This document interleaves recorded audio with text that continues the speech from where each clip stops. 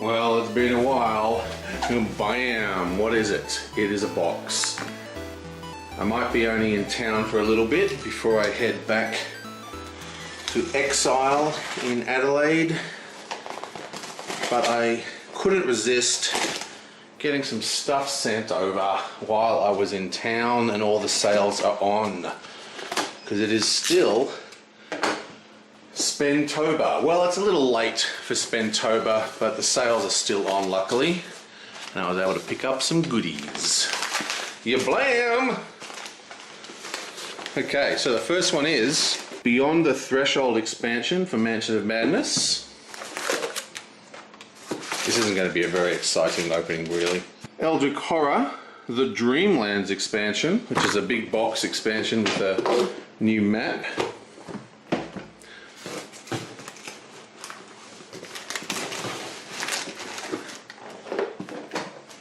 And the big chunky Secrets of Arkham expansion, which is a much larger expansion for Mansion of Madness. And it looks like he sent me, without asking, a new dice tower. Not quite sure why, but thank you. And he sent me a second dice tower. Thanks a lot. I guess he is thankful. That's very cool. I'll set them up. Okay. Let's go through this. I bought this just for completionist's sake. You can see the size difference of these two boxes. The reason why I wasn't too happy with Beyond the Threshold, I played it quite a bit in Tabletop Simulator. Now, the actual quests in Beyond the Threshold are good. There's nothing wrong with the quest, they're very good. And it has new cards, and one of the big things that Mansions of Madness is missing is cards. Anything that adds more cards is good, because the way the app works, it adds randomly from all your content. So as you get expansions, it modifies and changes the way the original scenarios play, which is very interesting. But this one introduced an incredibly annoying system, which I really dislike. Let's have a look at these guys. A couple of new investigators. Ooh, Akashi. She's one of my favorites. Anyway, see, basically, this is called Beyond the Threshold, which is sort of a lurker in time thing. And it has a mechanic built into the game which is supposed to represent the mansion fading in and out of dimensional space. So moving into other dimensions and stuff. And the way that's symbolized in the game is by the mansion morphing and changing. So it's an interesting idea, because not only are you setting up your mansion, you're making your little, map. The map is also physically changing, which then you have to adapt to. The problem is that anyone who plays this game, in my opinion anyway, I shouldn't say things like that, but when I play this game, the thing I hate the most about it is matching. Is every time a new room turns up or you're doing exploration, you have to match the computer app with what's on the table. And while having very, very well, spending all this extra time outside the game making sure your tiles are in nice orders can make it quicker, it's the most annoying part of the game for me, is because the whole game has to stop. It's basically, there's no thinking, there's no gameplay, nothing's happening, you're just moving pieces around, building the board to match the computer app. And because of the dimensional shifts, you have to do that multiple times for every room, because you'll set it up, you put all the tokens out, you do everything you need to do, and then before you can even get in there to access any of those tokens, it'll change, you've got to do it all again. And sometimes that'll happen 2 or 3 times before you even get into the room. So you're constantly reconfiguring the table. But Secrets of Arkham sounds much more my style. I haven't actually played this one in Tabletop Simulator, and so I don't really know if I'm going to like it, but it has all the stuff I like in these kind of things. It's adding more tokens, more maps, it's got a lot more tiles in it, It's got these new types of new types of things called elixirs or serums. There's actually one right on the bottom there, which sound interesting. And again, when you play the old scenarios, these all turn up in those scenarios, so it modifies all the other stuff. And basically, there's an Elder Sign expansion called Gates of Arkham. And you know that I'm a huge Arkham Horror fan, and I really enjoyed playing Elder Sign, but having all the locations and things that I recognize in Arkham Horror. Oh, Dana, you're a legend. Ah, Mary, down at the Clover Club.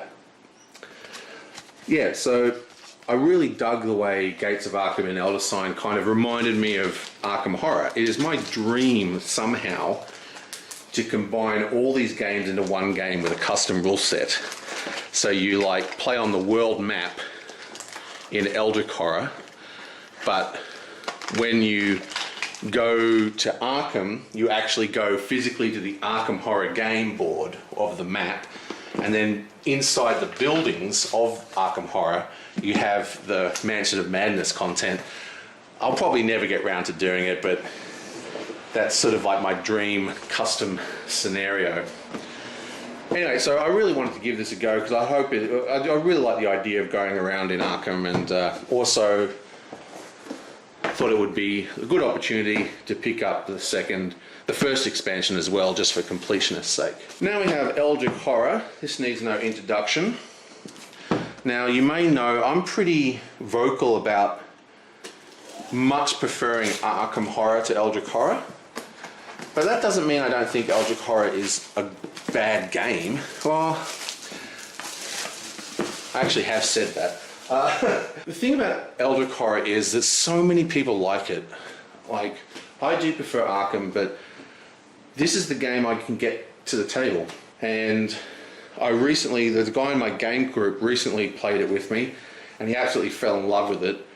And I just wanted to have I thought, oh, I'll finish my expansions, because I'm actually way behind on the expansions on this. I think there's another 3 I haven't got. So I thought, oh, I'll slowly build my expansion for Eldritch Horror, just so I've got it for completionists, and also so I can play it with this particular set of people in my game group who really, really enjoy it. This one comes, of course, with the Dreamlands, which is probably my favorite setting of Lovecraft. There's actually a fantastic book by Clive Barker, which isn't really in the Dreamlands because it's, Clive Barker, it's called a Magica, but it's basically the Dreamlands from Lovecraft. Anyway, so we've got a whole new map, and of course we've got all their own new things. We've got Unknown Kadeth up the top, Enchanted Woods. Very, very keen to give this a go. And this does introduce, in my opinion, one of the most powerful investigators in Arkham Horror and Eldritch Horror. This dude here, his special ability is Action. Move to a space containing a gate that corresponds to the current omen.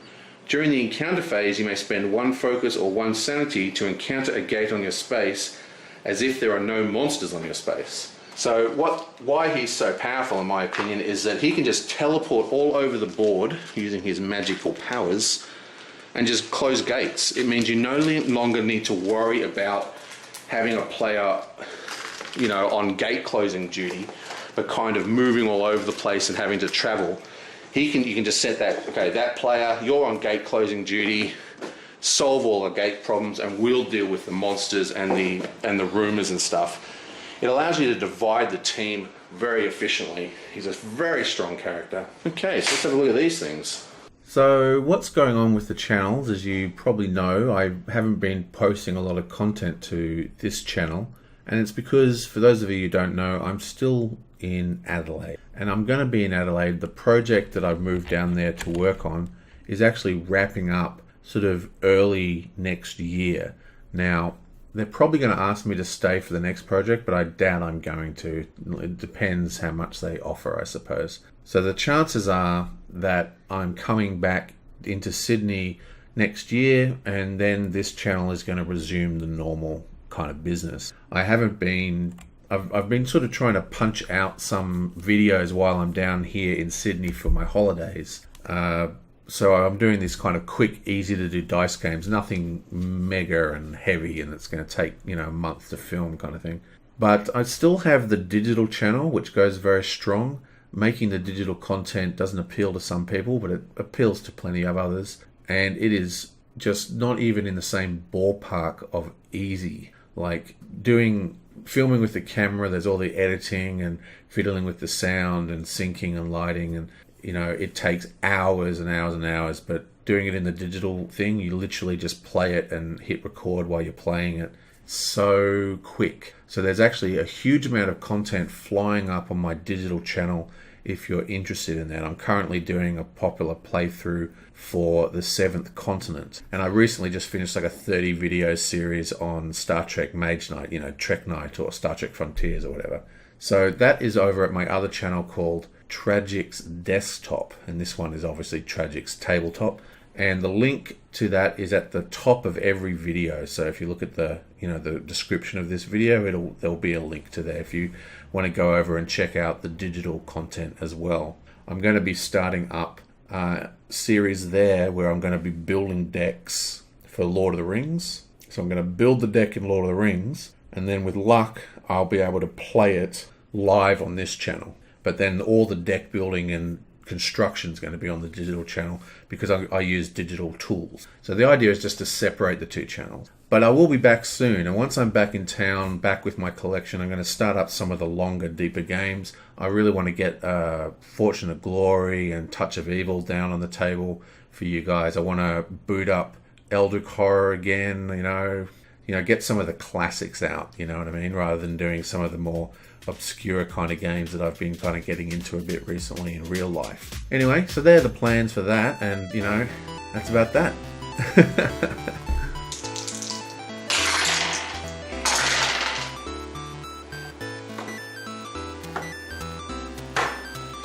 I'll see you guys next time.